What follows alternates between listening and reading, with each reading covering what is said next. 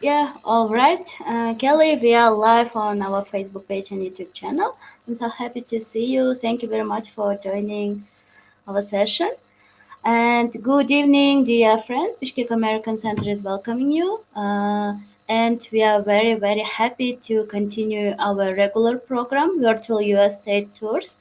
And today we are going to visit West Virginia. And let me introduce our special guest speaker today, Kelly Turner. Kelly currently serves as the Chief of the Staff at the National Oceanic and Atmospheric Administration Satellite and Information Service. And also, she spends her free time traveling for 85 countries and counting. Wow, amazing. And she also explores US national parks, improving her photography skills and discovering new ethnic foods. And she grew up in Hinton, West Virginia, a small town in the Appalachian Mountains. Yep. And I think it's going to be very, very exciting and fascinating session. So please be active, dear friends, and ask your questions during the live. You can type them under this video in the comment section. And after the presentation, I will read them aloud to Kelly. So yeah, thank you very much, everybody. So let's start our traveling to West Virginia. The floor is yours, Kelly. Wonderful. I'm going to ask you if you can to pull up the slide deck. That would be great. Thank you very much.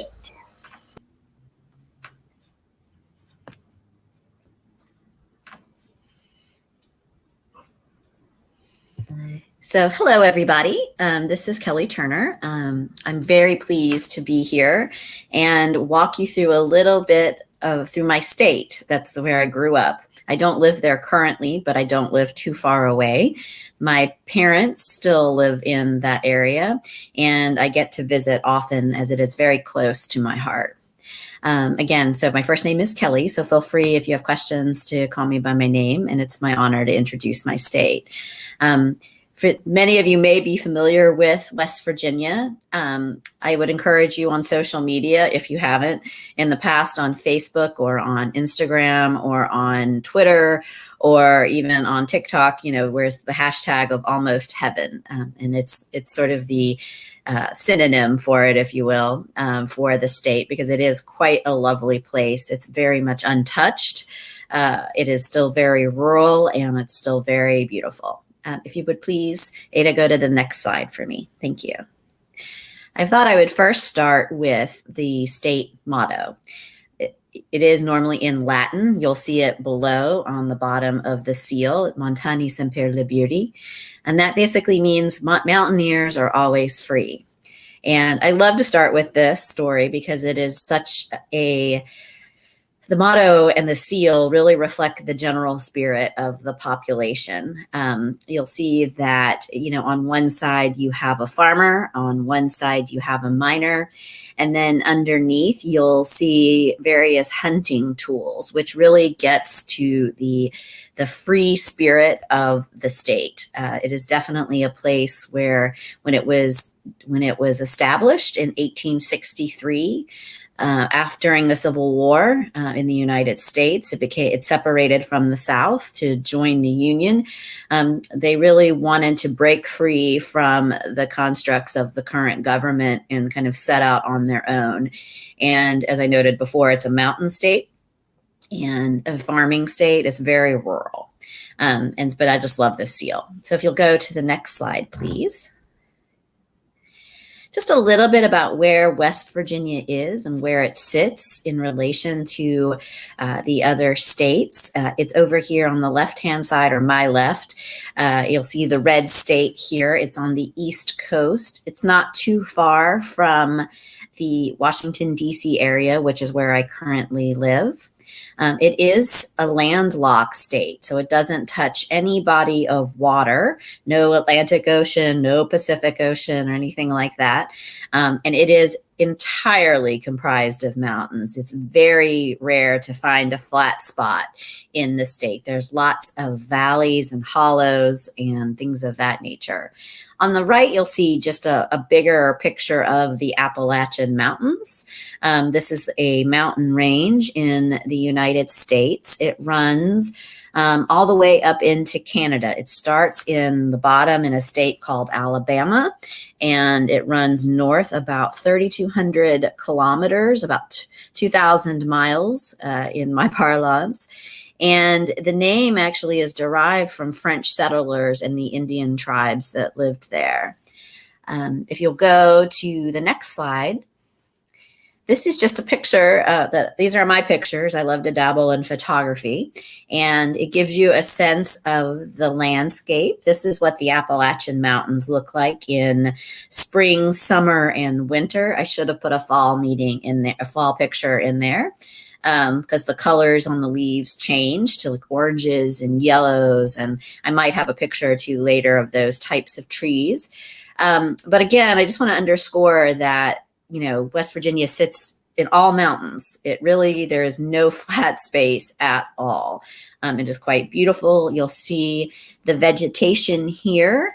Most of the trees, obviously you're probably familiar with deciduous trees. Those are trees that, change colors and lose their leaves. And then there are some coniferous trees, pine trees and things like that, but predominantly the landscape looks like what you see here in the top two pictures in the green. If you could please go to the next slide. So it's very exciting. The area where I grew up actually is smack dab in the middle of what we call the New River National Park and Preserve. So I was very fortunate to grow up in a beautiful area. The first picture is of a place called Sandstone Falls. That's actually in my hometown. I grew up on the river and enjoyed it immensely. This national park has been around for a while as part of what we call a national river complex, but just this year it was given a designation of a national park just to preserve about 70,000 acres of land that stretch along the river there. So it's full of just sort of scenic places and recreational opportunities. It's very rugged, lots of deep canyons. So it's quite lovely. And you'll see a lot of river bends as an example here onto the right. The next slide, please. One of the funny things about this area, too, is this bridge. And this bridge, I know it seems silly to talk about it, but it has a lot of historical and cultural significance for us. It was built in 1977 to basically solve a travel challenge. This river divided the kind of the northern part of the state from the southern state.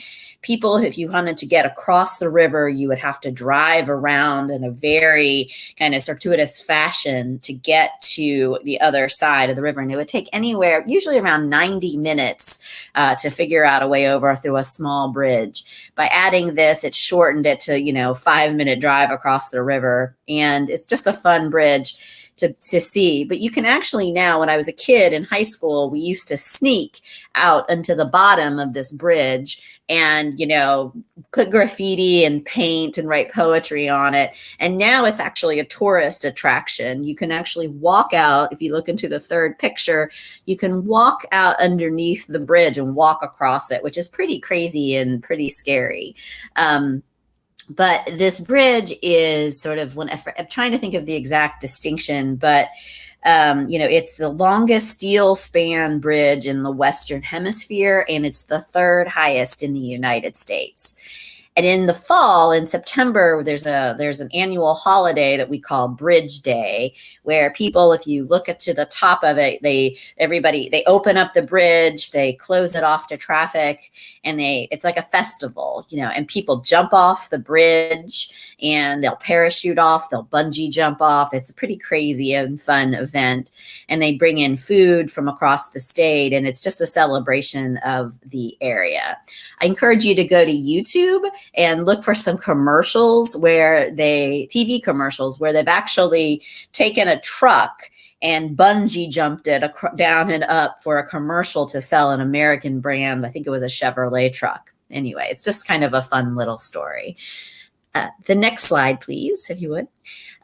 So given the fact that the state is just so lovely, the current major industry is really all about, the outdoors and tourism. The New River and other parts of the state, not just solely that area that I was focused on, is replete with just beautiful scenery, lots of fishing opportunities. People like to whitewater raft, which is what you see in the bottom left corner. In the fall, they release water from one of the local area dams, and you'll end up with Class 5 rapids. So basically they categorize the whitewater rafting in kind of with 5 categories, 1 being the easiest and 5 being the most challenging. 5 is what this river is all about, and it is quite fun, a little scary. I've done this many times, but I've also been thrown out of the boat and really was scared and feared for my life because it was pretty crazy. A lot of people come to the area to mountain climb as well, particularly in the New River Gorge area and in a few other places.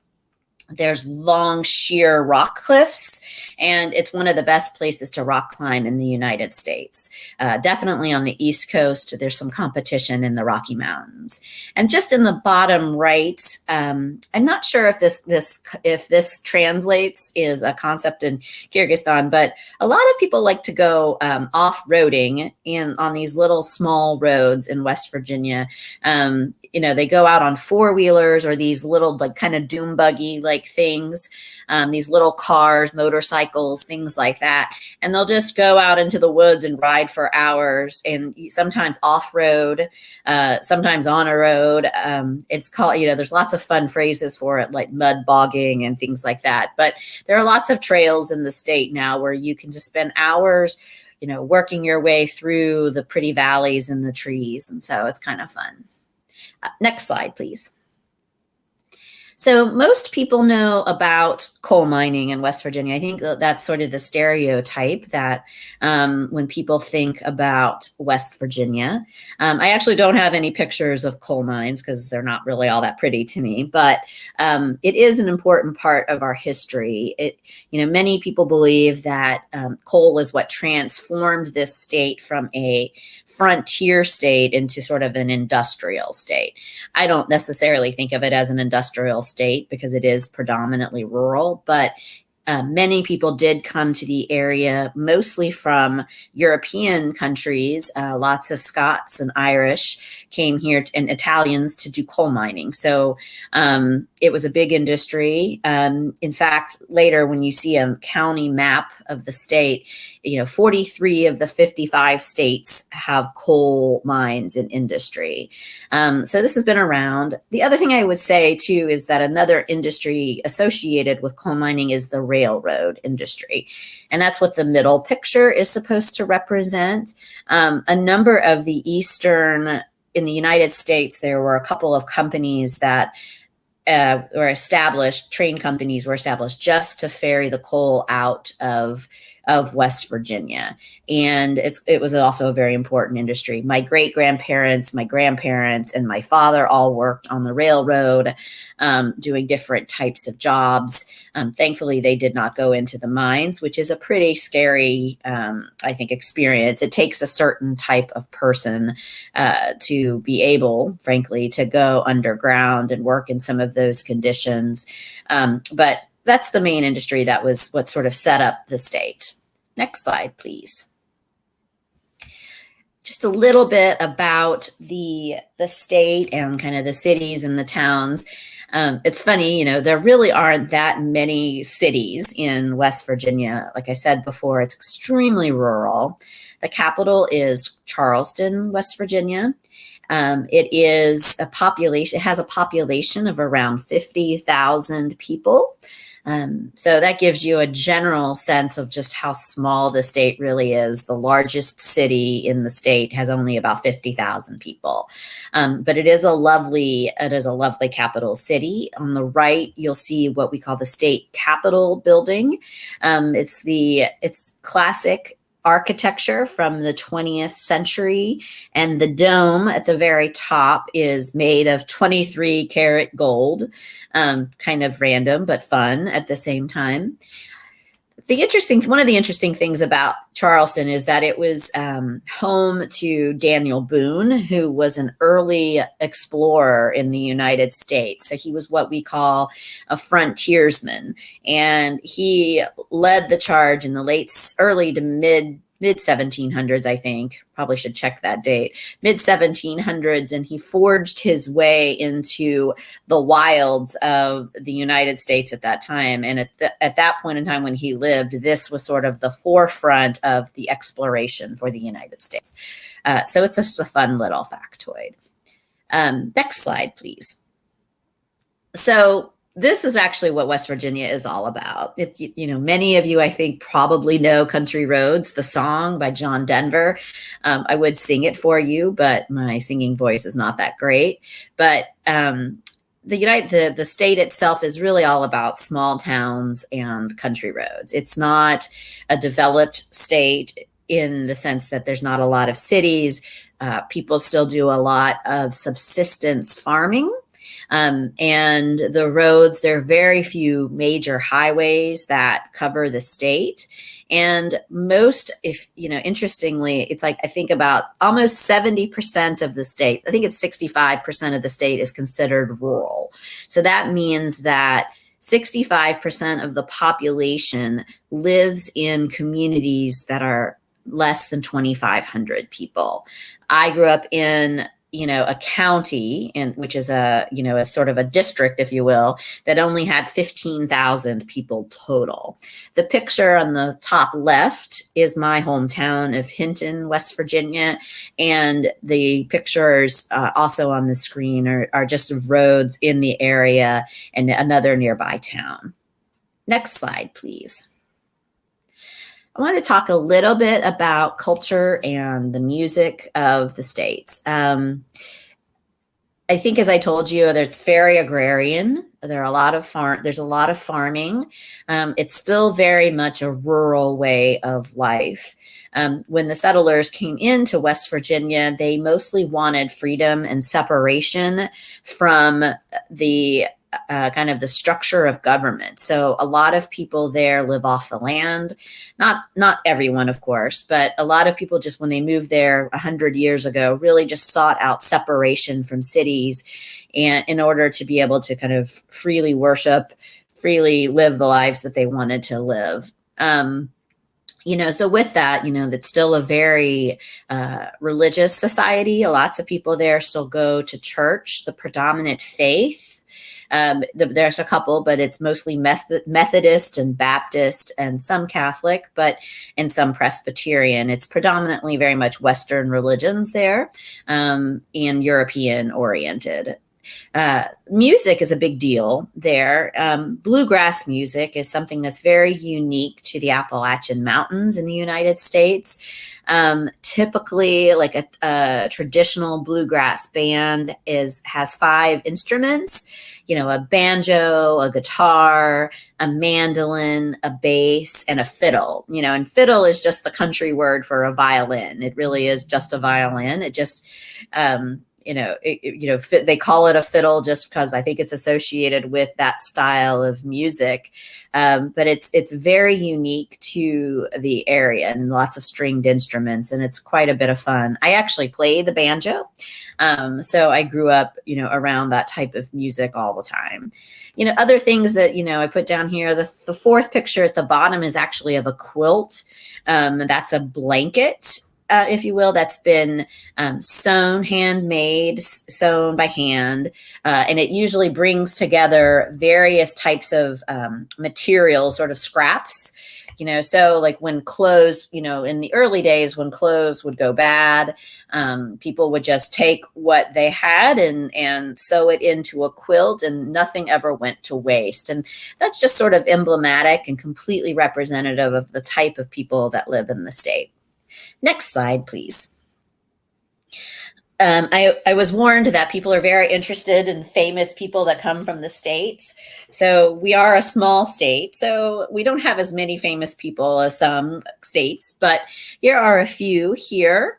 Some of you may know Jennifer Garner here on the left. She is an actress, lives in Hollywood, has been in a number of big movies. I have a funny story. I have competed when she and I are the same age. She's a year older. We competed against each other in sort of high school English bowls and things like that. So we have these competitions in high school where, you go and, you have competitions about the English language or literature or math. And she was part of it. And even then was extremely, extremely beautiful, but also very smart. So very kind of fun for me. In the middle is Chuck Yeager. It's an older picture here. This is him in his prime, in his youth. He, in 1947, was the first person that flew faster than the speed of sound. So it's a big deal. He grew up in a very rural, very poor area. So people like to talk about him. Another famous person is Brad Paisley. He's a country singer. So his music is all about country music. It's called country music, which is very much associated with the South. I don't know that you guys would know him, or be familiar with him, but he's just another person that's really current, that is pretty popular here in the United States for his style of music. Next slide, please. Just a few state factoids just for you. These are pictures that I've taken. I like to dabble in photography, as I alluded to earlier. In the top left, you'll see the state flower of the rhododendron. To the right, the state animal is the black bear. And to the bottom, you see the state bird, which is a cardinal. The one on the left is the female, and the one on the right is the male. And then the bottom right is our state tree, the sugar maple. And this is the tree in fall. Normally it is green-leaved. It's a deciduous tree, but it does change colors in the fall, and then they fall off and they start again in the spring. Next slide.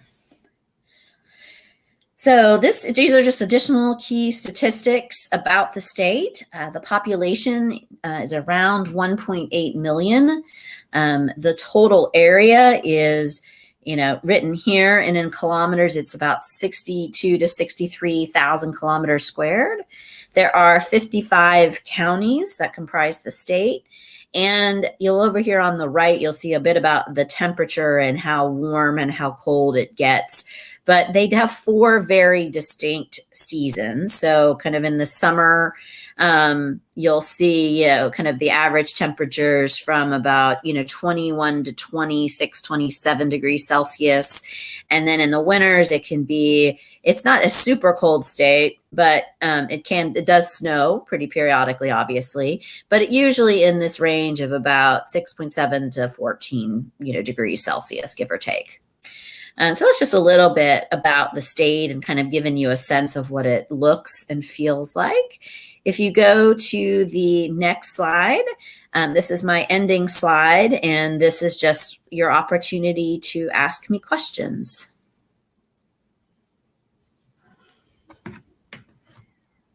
Okay, Kelly, I came back. Thank you. Hi. Thank you very much for the wonderful presentation. Mm-hmm. So the funny story with Jennifer Garner was pretty crazy. Interesting. And the nature of West Virginia is terrific, really amazing, beautiful. So thank you very much for your presentation. It was really great. Oh, and now it's a questions time. Yes, we receive a lot of questions here. So let me start to show some of them. Oh, wow, so many similarities with Kyrgyzstan: mountains, farming, tourism. What about the universities? Are there educational opportunities for the international students? Yes. The main university is called West Virginia University. It's located in the northern part of the state, and it is an extremely important institution in the state. A lot of our local residents, they made college education free to state residents a couple of years ago, about 2 to 3 years ago, because the state was losing a lot of its young people and wanted to think about ways to keep them in the state. And they made it free for locals to go, which is a great thing. Its medical institution is really strong. It's sort of one of the center areas for it's a central institution for medical things, and there is a sizable international population that goes there. It's interesting. There is a large Muslim community in Morgantown, which is where the university sits. I don't know why, but the community there is quite large, and there are one or two people that have come from that area that you'll see on TV here in the United States in journalism and on the news. And I just think it's interesting that, that the population is there. So definitely look into it. But they have other good programs in and around, agriculture and other things like that, because they try to really target what goes on in the state. Great. Thank you very much, Kelly. The next question. Thank you, Kelly, for the wonderful presentation. Amazing landscape. How can you describe the state with 3 words?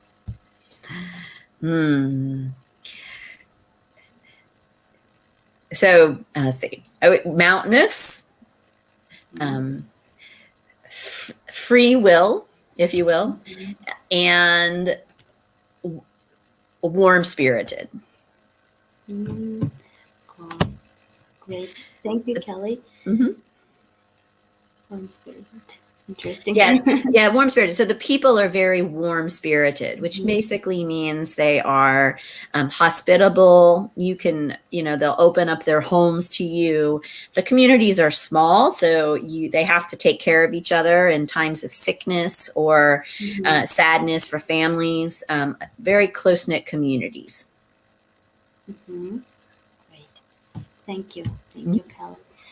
And the next question, what kind of museums you can advise the tourists? So, interesting question. So in West Virginia, they've got a number of museums that are focused on local histories and culture. So like railroad museums and coal mining museums. I personally love those that are more associated with the outdoors and the national parks that really explore the vegetation of the areas and the types of trees and things. Those are the types of things that I like.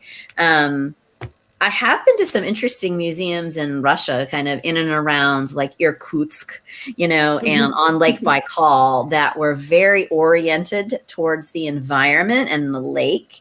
And I found those just really like beautiful for one, but two, you really learn a lot about a local region and culture, about understanding the environment in which they inhabit. So those are just some things that we think about.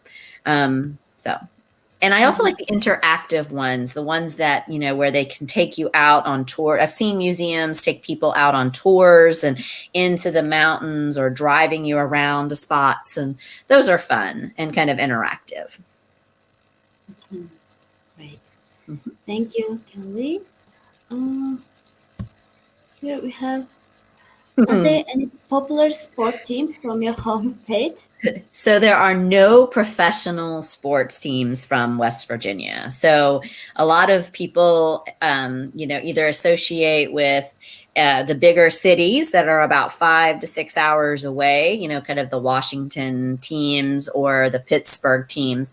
So because we have no professional sports teams, a lot of people support the college team of West Virginia University. In fact, if you were to visit the state, almost everyone you'd see on the street in the fall is wearing blue and gold, which are the colors of West Virginia University.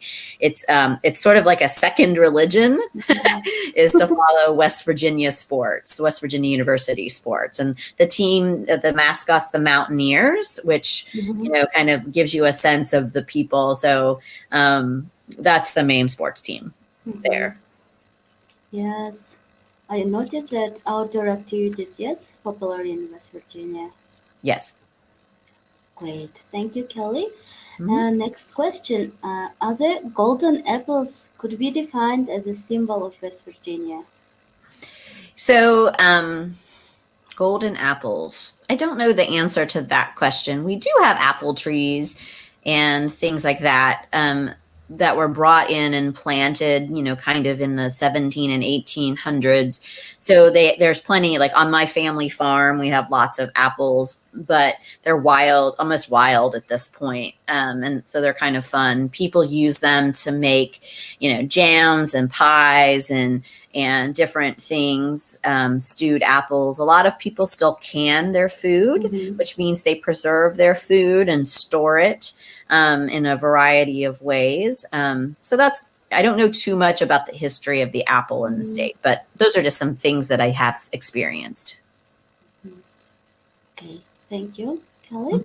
The next question, we have heard that you speak Russian. How did you learn Russian, and who are your favorite writers? Oh, so I studied Russian in college. I went to college between 1992 and 1996. And I I was a student in Vladivostok, Russia.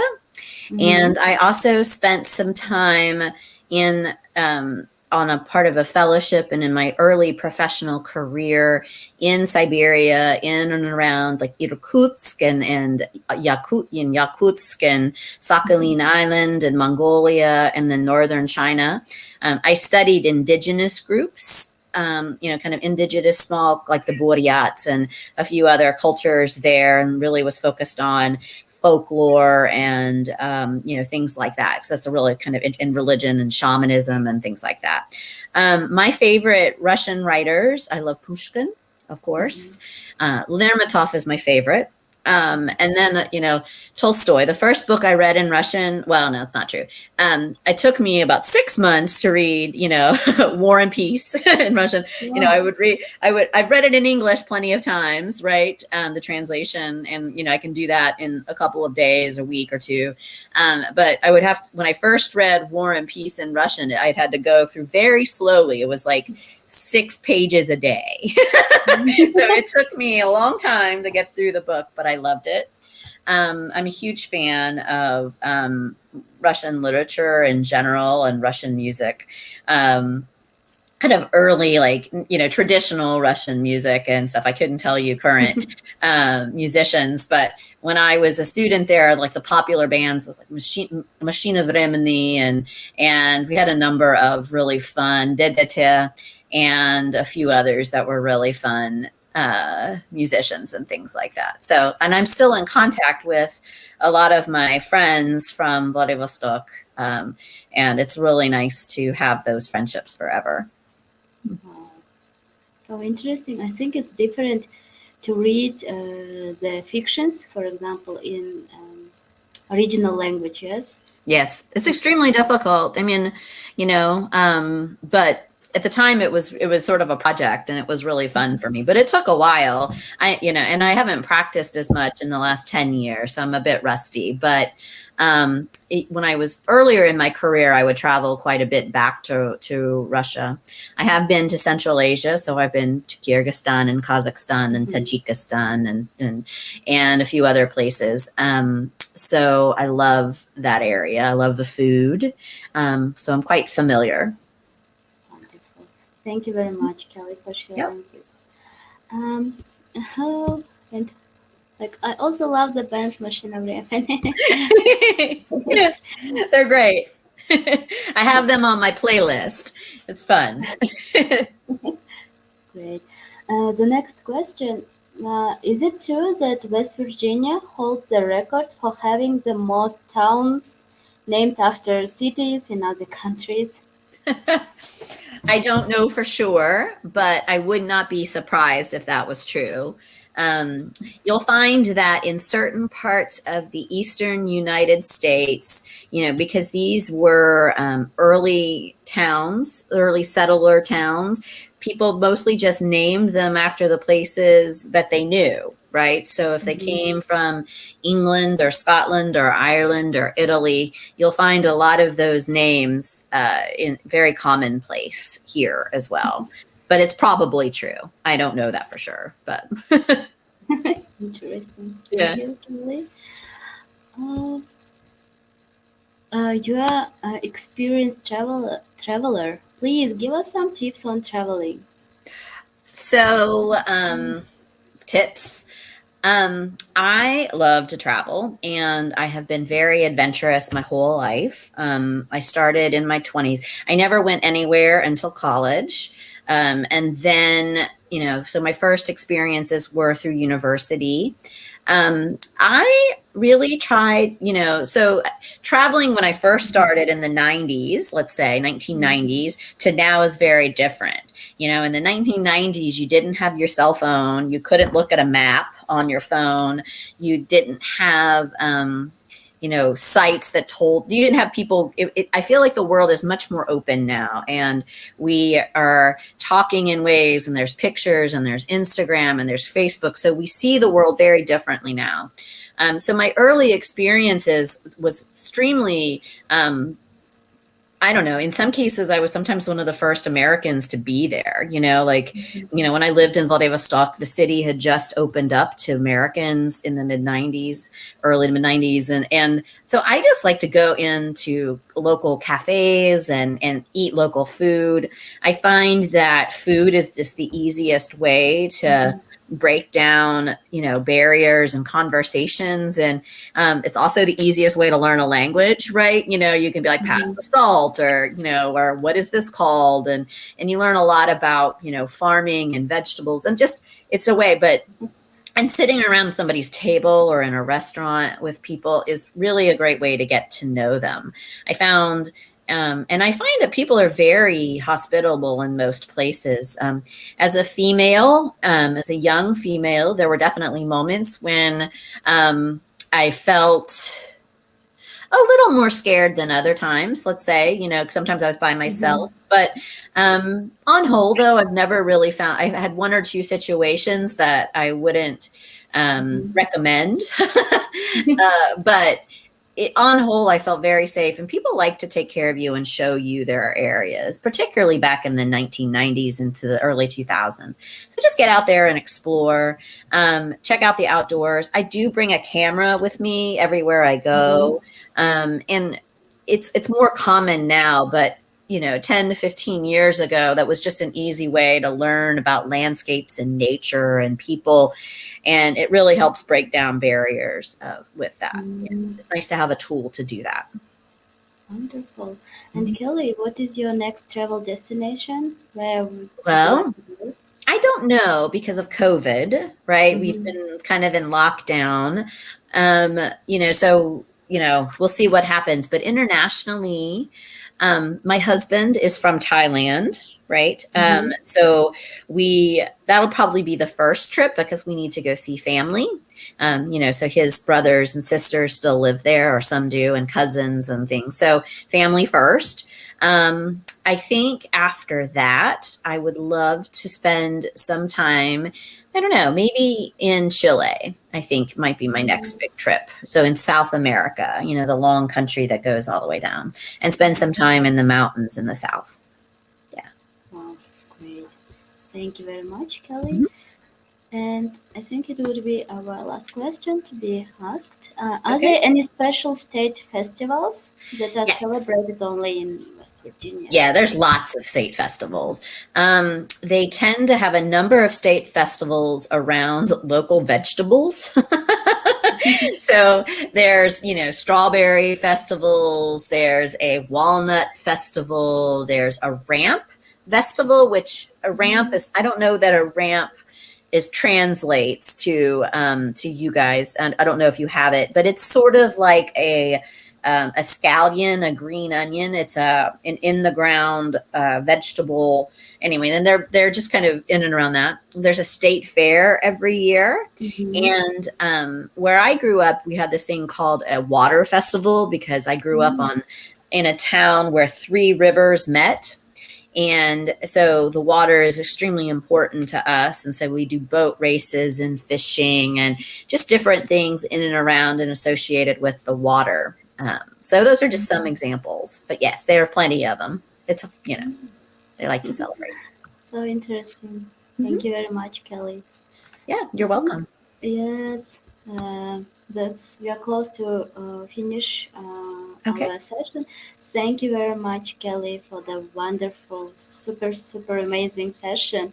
Thank you. It was really great to know about West Virginia, and it's very similar to Kyrgyzstan, and we are happy when we find some similarities with our country. Yeah. Thank you very much, Kelly, and thank you very much, dear friends, for your questions and comments, for your active participation. And it's time to say goodbye. Please stay healthy, everybody, and see you in our next session. Have a great day, Kelly, and have a great evening. It was fun. Thank you. Bye-bye, everyone.